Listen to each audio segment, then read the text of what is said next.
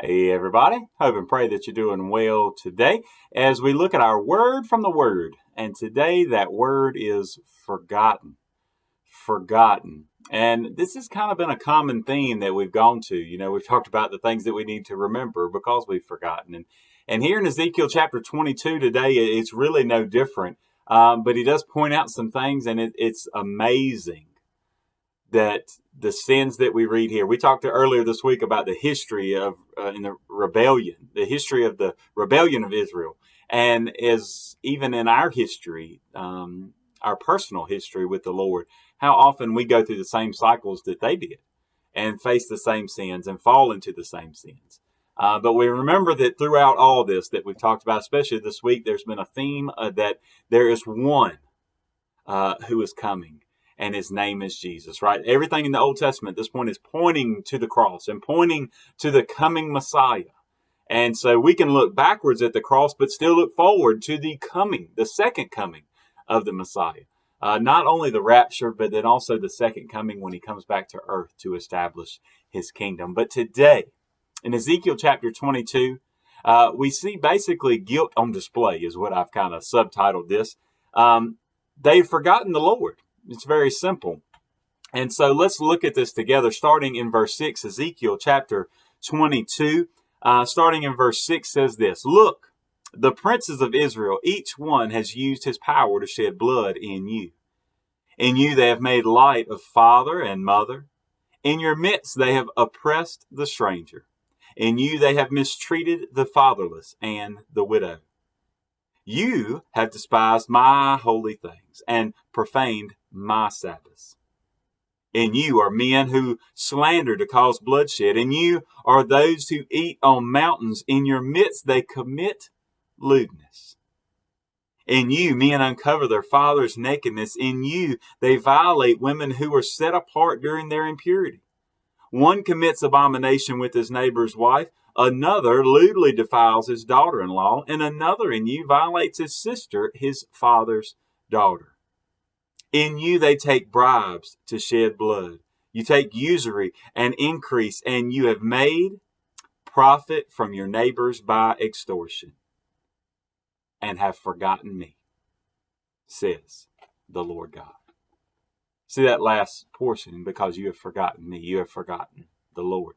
So to let you know what was going on here, basically it starts as talking about the officials and all the leaders and what they have done. And we even talked a little bit about last night at Wednesday night Bible study, the gap fillers and those who needed to be raised up and stand in the gap for the people. And that was nothing that was found at this time in Israel. And so the officials, they were convicting innocent people.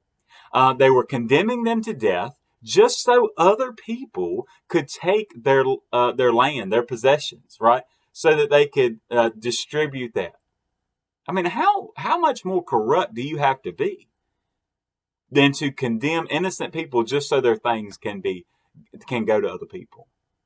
Now, if you didn't hear it as I was reading those things, so many of these things could be listed for the United States today and all across the globe, but specifically our nation. It was even a time where these leaders that were to these princes, right, as he won't call them kings. Ezekiel says, no, they're not even worthy to be called kings. But these princes, right, as they lead, they were supposed to uphold the law, but they had no respect for God. They would not uphold the law of God, and they didn't care about the people who were made in the image of God. Wow, if that doesn't sound like our world today. But see, then here's the sins of the people, right? And he just kind of goes down the list. He's like, look, they're abusing people. It's not just the people that they're around on a normal basis, but it does begin, man, they're abusing their parents. They're taking advantage of them. They're not respecting their mother or father. And we know that that's one of the commandments that comes with the promise, right? Honor your father and mother so that your days may be long on the earth. It goes back to if mama ain't happy, ain't nobody happy, right? So to think about it, he says, look, you're abusing your parents. You're abusing strangers. You're abusing foreigners who come in. And I mean, that's one thing, man. Israel was bad about anybody that came in, and they were just hateful, right? I mean, we even in the New Testament, you see the fact that how much they hated the Samaritans. They called them half-breeds, right? Racism didn't just start here in the last little bit. It's been around for a very, very long time. And see, not only that, but then it says that they were also abusing orphans and widows. And also in the New Testament, Jesus speaks repeatedly, and the New Testament writers speak repeatedly about taking care of orphans and widows, specifically to the church. And even as the first deacons were set up, because all these that were not getting taken care of, right? So orphans and widows were always, for lack of a better way of saying it, they were kind of always at the top of the list for Jesus, right? As the ones that we need to take care of those who couldn't help themselves.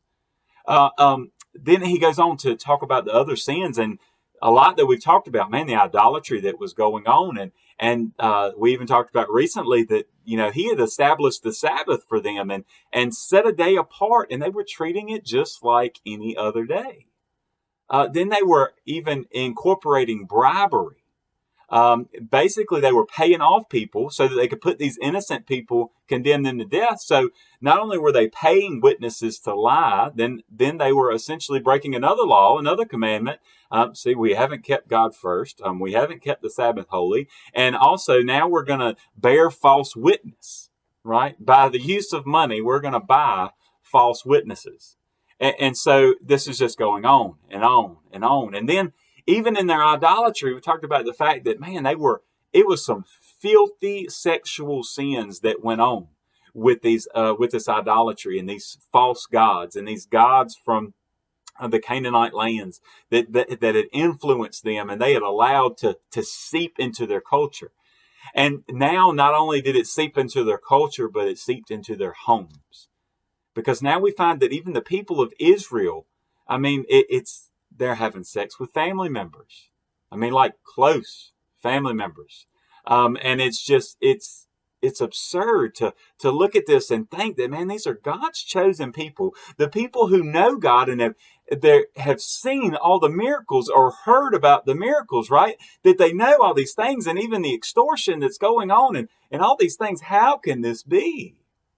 Well, the problem is just as I pointed out a minute ago, the end of verse 12. Because they had forgotten the Lord. See, they had forgotten about all the miracles. They had forgotten, go all the way back, they had forgotten how God had called them and rescued them out of Egypt. They had forgotten about the Red Sea, and they'd forgotten about crossing the Jordan, and they forgot about the walls of Jericho, and they had forgotten about all the other things, and the ark, and they forgot the Ark of the Covenant, and they forgot about the holiness of the temple, and all these things, and they forgot about the holiness of God. They forgot everything that He had done for them, and so they turned to everything else around.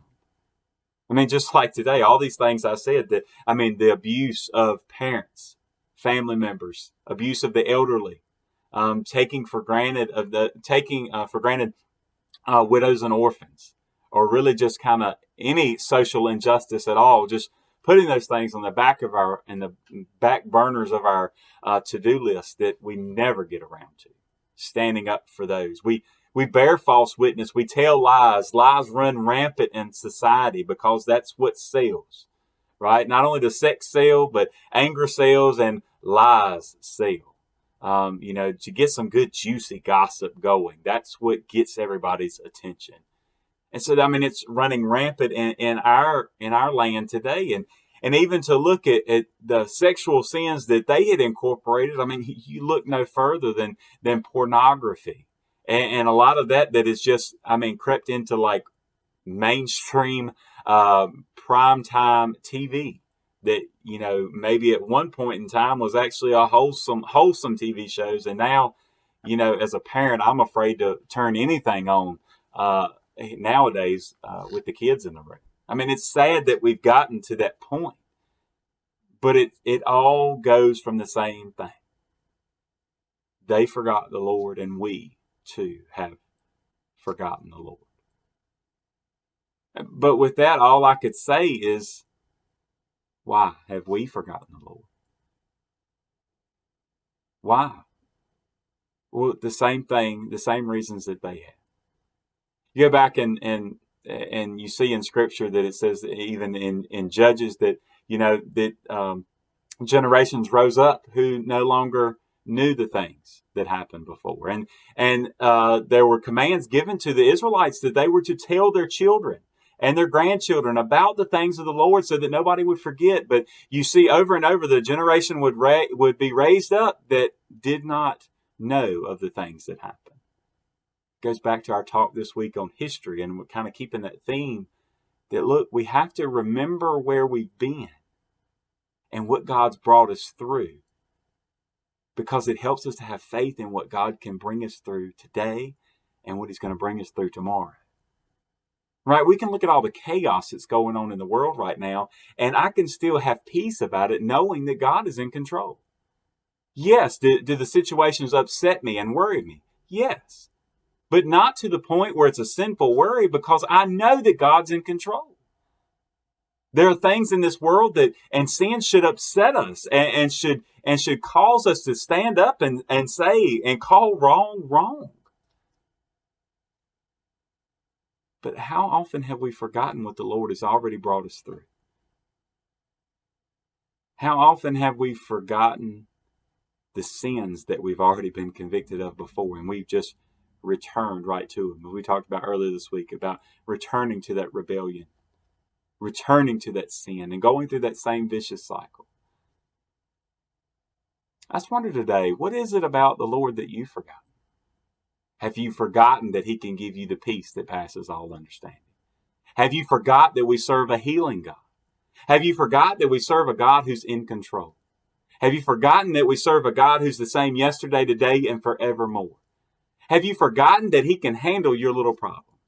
Have you forgotten that He says that, look, He takes care of the birds and the lilies of the fields, and don't you think He'll take care of you too? Have you forgotten that He's coming again one day? That He's coming to rapture the church. So are you ready? Have you forgotten that you need to be prepared? Have you forgotten that you need to be a witness?